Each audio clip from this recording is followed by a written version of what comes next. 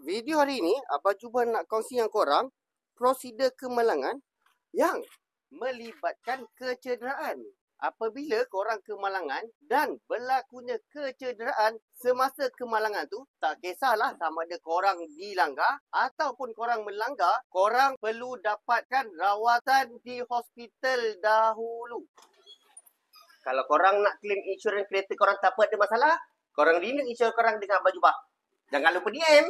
Kalau rawatan tu memerlukan korang untuk dimasukkan ke hospital, korang masukkan dulu dan selesaikan dulu rawatan korang dengan hospital. Dan apabila korang discharge keluar, barulah korang buat laporan kemalangan di balai polis. Sekiranya dalam kemalangan tu korang tidak bersalah, korang berhak menuntut pampasan kecederaan ke atas insurans yang melanggar. Sekiranya korang bersalah, korang claim je lah ke atas life insurance korang. Itu pun kalau ada.